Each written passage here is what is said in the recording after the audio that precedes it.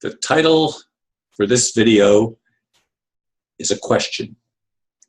Was the story of Jesus, a 250 to 300-year-old repeat? After only a few hours sleep last night, I was wide awake.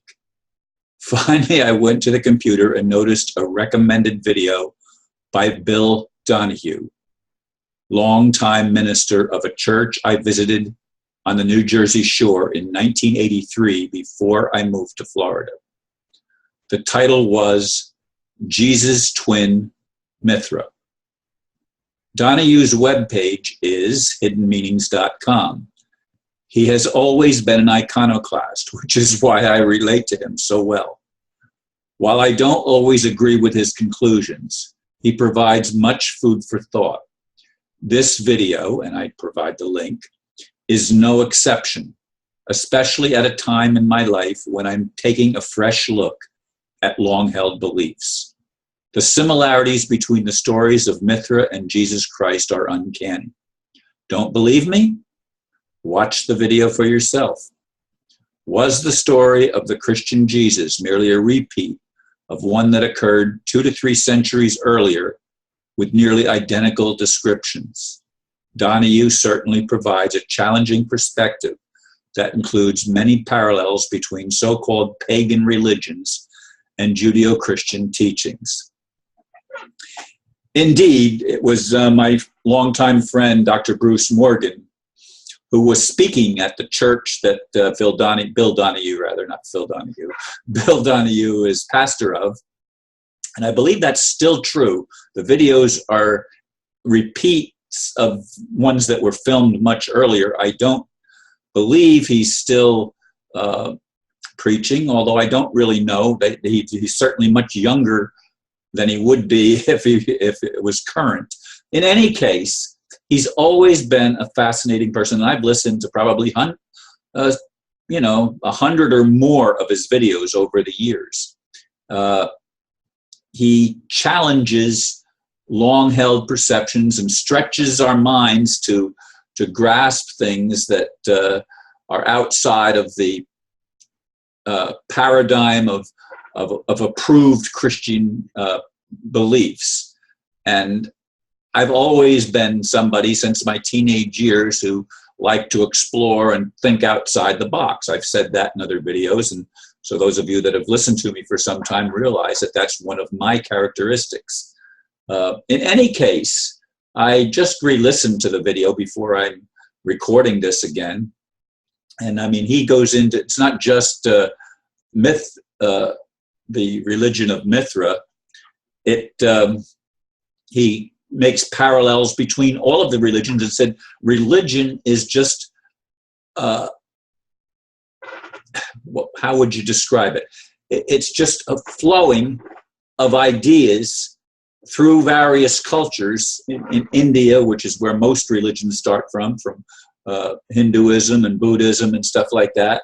And it flows through into Judaism and then Christianity and, of course, Islam further on, although he didn't mention Islam at all in any of his lecture today. It was a 35-minute lecture or sermon, whatever. It was a Sunday night message because he referred in the video to this morning's message, which made me think it was a Sunday night that this particular one was recorded.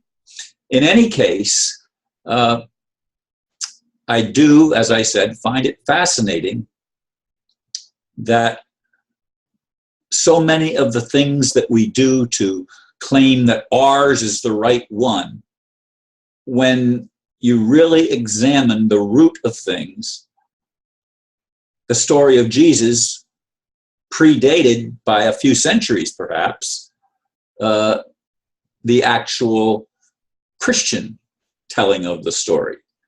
And of course, the Christian theologians of the time when this started to come out just referred to it as pagans, and the Christians ordered the demolition and destruction of all the records in all of the churches that were from this Mithran religion. And actually, the Essenes were an offshoot in Jesus' time of the Mithrin religions. I mean, they're spiritual principles that are true, that penetrate and weave through all of them. But we get lost when we try to claim one-upmanship, as the Romans did with Christianity. And as people have done, people like to take their viewpoint and say, I'm right, and you have a different viewpoint, you're wrong, and fight about it. When the basic principle is to love one another. And we're never going to be seen as disciples or people that know God. By this shall all men know that you are my disciples, if you love one another. And if you only love those that love you and agree with you, you're no different than the pagans, than the heathen, than the people that don't have any spiritual principles at all. You're no different. You've got to be different. You've got to be a step above.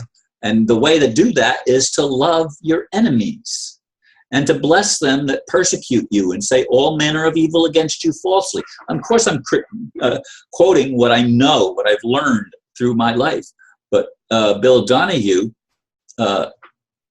made a very strong case based on actually going to the library and studying and looking at records that most of us would never even look at, because it's not of interest to somebody unless they're studying theology, unless they're looking at this thing. And of course, as I said, he is a minister.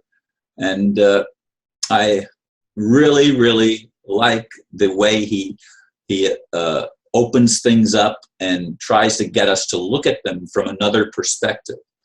And when we do that, then we will finally begin, I believe, I hope, to see that we can love one another, because we're all on this journey, and all the facts have not been laid out before us. We're all somewhat blind as we go through our lives. We don't have everything delivered to us on a silver platter and come neatly wrapped and nice wrapping paper and says, this is the truth, and it's the whole truth and nothing but the truth, believe it.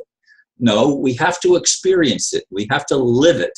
We have to be willing to go on a quest and venture in spirit and as humans, not either or. It's not just spiritual. It's not just physical. It's both physical and spiritual. I've said that so many times in so many videos in many different ways. We have to do the both and, not the either or. The either or leads to death, because we'll always make incorrect assumptions and we'll always defend an egoic position rather than a spiritual position.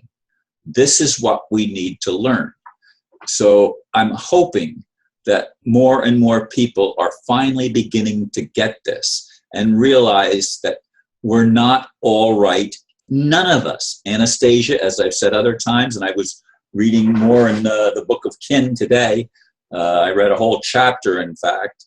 And, that, again, is somebody that breaks the paradigm and comes closer to what I believe a Christed being or someone that's really in touch with God would be like. And the chapter that I read, she's recognizing that her son is even going beyond where she is, and she was concerned. She sort of wanted him to be normal because she recognized how lonely she was.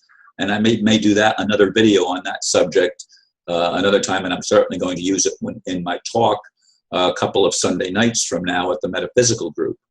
In any case, I'd like to encourage all of you, all of us, to explore, to look at things as much as we can with fresh eyes, and to allow the consideration of points of view that may seem strange and may seem foreign to us, yet may hold elements of real truth and things that are important for our growth.